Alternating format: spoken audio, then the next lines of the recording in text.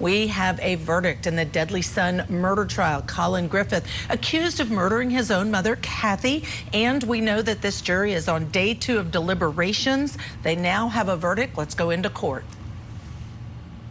Collin Griffith. Will the jury find as follows? As to the defendant in this case, the defendant as to count. If you are the foreperson, please raise your hand.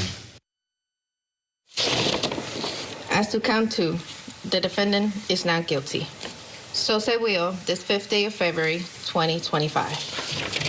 Does the state wish to have the jury polled? No, You may be seated. Ladies and gentlemen, I want to thank you for the considerable time and attention you have given this case. I also want to advise you of some very special privileges you now enjoy having served on this jury. No juror can ever be required to discuss what has occurred in the jury room, with rare exception, and that would require a court order following a fully noticed hearing. For centuries, our society has relied upon juries to consider difficult cases. And during that time, we have agreed a jury's deliberations, discussions, and votes should remain their private affair as long as they wish it. Therefore, the law gives you a unique privilege not to have to speak about the jury's work. Although at this point, you are at liberty to speak to anyone you would like to about this case, including your deliberations, you are equally free to refuse to do so.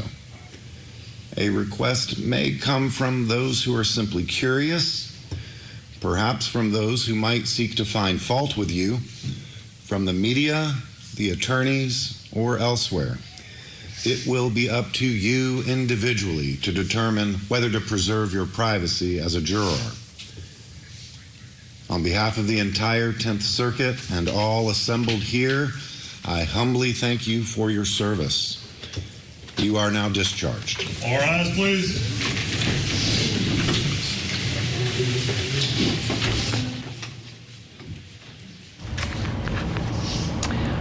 Wow, I don't even know what to say. Not guilty across the board, acquitted of the 2 charges. We had a murder charge, we had a kidnapping charge, and it is my honor, and I am so grateful to have with me Court TV crime and justice correspondent Matt Johnson. Our anchor Julia Janae has stayed with us for this verdict. I'm about to fall out of my chair because I did say when the grandmother testified for the defense and was describing all the behaviors by the mother, Cathy, I said that's the defense's best witness. I think at the end of the day, the jury had to have believed her. I'm stunned. Let me start, Julia, and then Matt, please. Ashley, I'm at a loss for words. I was asking our producers, double check that. Yeah. It was a little bit hard to hear. The judge spoke while the foreperson was speaking to make sure that that was not guilty. I thought for sure, lesser included, Yes. perhaps, second-degree murder, manslaughter. But to let Collin Griffith walk on his second killing of his second parent is pretty shocking. Now, I do want to say the jury did not know he had killed his father. The jury knew he had killed someone else. Right. Didn't know it was the father. Would that have made a difference? I think it would have, Matt. Which is what the motivation was, according to the state of Florida. So you had this jury, predominantly women. You had 8 women on the jury and 4 men, and they almost took half the amount of time of deliberations as it was to even hear testimony in this case. This was only a 5-day trial. This defendant chose not to take the stand and tell his story, but his attorneys did a good job on his behalf in advocating for him because, wow, this isn't what was expected by anyone, especially since on that verdict form, this jury had a lot of lessers to consider.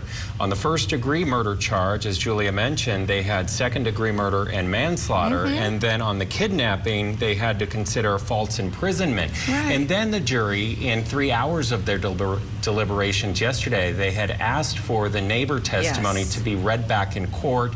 The judge ultimately told them back in their jury room to just use their collective memories. But that testimony was really critical because both of those witnesses, the neighbors of Susan Detman, the grandmother who testified, the only witness on behalf of this defendant, both of those witnesses said that they watched what had happened, the struggle outside of the grandmother's home, and that he was pulling his mother's hair, right, which would have constituted to the kidnapping. I At the very think it was least. directly. And when they were asking about the kidnapping, in my mind, I thought, I wonder if they've already reached a decision of guilty on one of the murder or lesser included, right, to then reach the kidnapping. But I'm astonished. I also have to tell you, one of the reasons when we were all saying, are we sure it wasn't guilty? I said, it's got to be not guilty. Look at him smiling. The son, the defendant, smiling, outwardly smiling. This defense, Julia, has done a phenomenal job, to Matt's point. I cannot believe it's not guilty across the board. This is a victory lap for that defense team. They threw out a pretty surprising allegation during the closing argument, saying this could have been suicide by son. That Cathy Griffith, the victim, may have wanted her son because she had been suicidal in other incidents, and that she wanted her son to kill her, so she came at him in order to receive this killing. And this jury must have bought it. They believed that what he did was not only not reckless for second-degree murder, it wasn't negligent homicide in a way that was unlawful, that this was self-defense all the way around. And just seeing the grandmother, we were seeing her reaction earlier in that video. She was in the gallery and she was so happy, getting those hugs from other people around her because she supported her son on the stand. But I want to talk a little bit about, grandson, but there was a grandpa who testified, Matt. It was Collin's grandfather, and he testified that Collin was tired of his mother and tired of the grandma, and he describes in detail the way that Collin wanted to kill his own mother. That was said prior to the killing, yes. That was also really interesting because the grandfather was a state witness, correct? And yes. He was once married to the only defense witness, which is the grandmother, Susan Detman, but she was doing a good job of chipping away at his character when she was adding things that weren't necessarily in the questioning. When she was on the stand saying things like, well, you weren't invited to the celebration of life, and I didn't want someone there that lost their nursing license, like random things like that. Yeah, it's wild how they did that to affect that. I want to listen together, and I want to see if we can do this. I want to hear from Collin's grandfather, who did testify for the state, but I also then want to hear a little bit from Susan, who testified the opposite, which was this was on the mom. Let's see if we can listen to both of those. Let's start with the grandfather and part of his testimony. My grandson was very aggravated at his grandmother and his mother. He said, I am so tired of these two bitches. I'm disgusted. He said, my mom, I keep thinking over and over, I want to slit her throat. I want her to bleed out. I want to smell the blood. I want to feel the blood. I want to feel the life and the blood leaving her body. Are you aware of Cathy having pinned her then husband to the wall of the house with her running car? Yes, ma'am, I am. Have you ever personally witnessed Cathy engage in a physical act of violence towards Collin? I know that there was a fight at the house in Port Charlotte. Are you aware that Cathy pulled a gun on Collin? Yes. All right, Julie, I want to ask you about this because to me, this really is what the trial boiled down to. The jury had to decide either number one, Collin murdered his mother, or number two, it was Cathy's fault and it was her behaviors and he didn't murder her. She caused all of this. Ultimately, we know the jury agreed with the second. And this grandmother, she was the star witness for the defense because when you hear a mother talking about her daughter, you know she's going to lean to the side most favorable usually to her child. But if she is telling this jury that her daughter was troubled, that her daughter was suicidal, that her daughter was nitpicking at the grandson, that she was continuing to come after him when she shouldn't, and remember the grandson was in the grandmother's custody at the time, my big question is what happens now? We have this 17-year-old who has killed two people. His parents, not just two people, his parents, mom and dad. In separate situations, has gotten off for self-defense in both situations, and now he is free to go. We've noticed that there's been a lot of missteps and ways that he fell through the cracks here. Yeah. What's going to happen now with the court system not able to put anything in place? Right, he better get some help, because I'm fearful it's going to happen again in the wrong circumstances. I also have to say, don't you wonder what this jury thinks when they get out and they're able to realize and learn it was his father Exactly. who he killed. You know, and we've been talking about that a lot, and we've been talking about this motion that was won. You know, trials are won in pre-trial hearings, and the defense won with this ruling that they couldn't say that it was the father, that they just had to say that he, you know, shot and killed somebody, but they couldn't disclose the relationship. I think that's one of the three things that won this trial for him. That, the fact that he didn't take the stand, and the you know, the suicide by son comment. And we had kind of heard he might take the stand, but I have to tell you, after grandmother testified on his behalf against Cathy, the mother, I think that's when they appropriately decided, or he did, I'm not testifying, because I think that could have gotten him in trouble. Acquitted on both charges. Crazy. I want to welcome our other guest for this hour, criminal defense attorney Marie Pereira and Deputy Public Defender Philip Dubé. Wow, I know we're stunned. I cannot believe he was acquitted of all charges, and Julia raised the point that there were lessers on each of the two charges, the first-degree murder and the kidnapping. And Philip, I see you throwing your hands up. Let me come to you first. Not even the lessers. What do you think? Let freedom ring. That's what I say. You know, this kid is one lucky kid. I mean, let's call it what it is, seriously. But at the end of the day, if you really think about it, the jury recognized how nobody heard this kid's cries for help. And it seems like there wasn't 1 ounce of sympathy for the mother, not one. Not that mom needed killing, but if you notice, nobody seemed to shed a tear or be upset or somehow aggrieved by the fact that she was gone. Instead, they were looking at his behavior and the motivation behind wanting her dead, if at all. And I think the jury embraced the fact that you had a troubled kid who was basically cornered, found no way out, and he did what he had to do when left to his own devices. And the jury cut him loose. Let freedom ring. Yeah, they cut him loose. That's right. He's completely free. He's acquitted. He is a free man. And he was smiling in such a way. Again, I stand by. That's one way.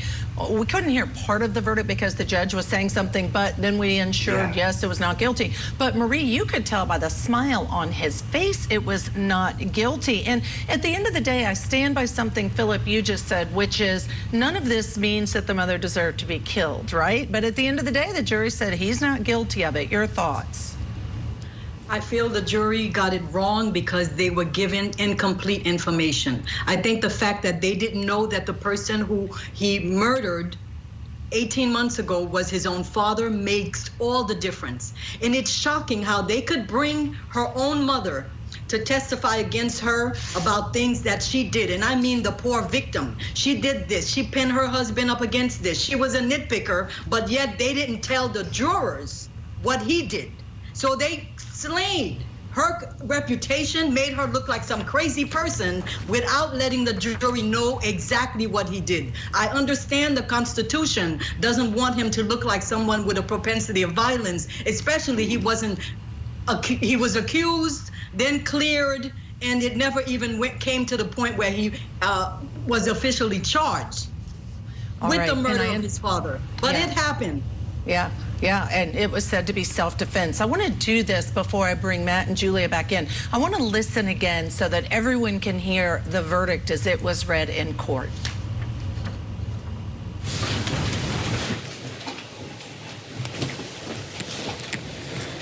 If you are the foreperson, please raise your hand. For the record, juror number 1980896 has raised his or her hand.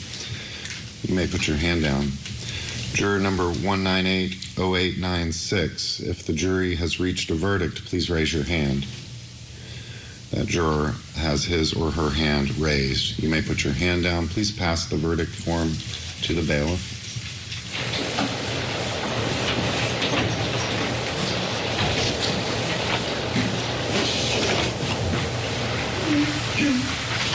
There are no defects nor omissions in the verdict. Counsel for the state, counsel for the defendant, rise and hearken to the verdict. Mr. Griffith, rise and hearken to the verdict. State of Florida versus Collin Griffith. Will the jury find as follows? As to the defendant in this case, the defendant, as to count one, The defendant is not guilty. As to count 2, the defendant is not guilty. So say we all this 5th day of February, 2025. Does the state wish to have the jury polled? You may be seated.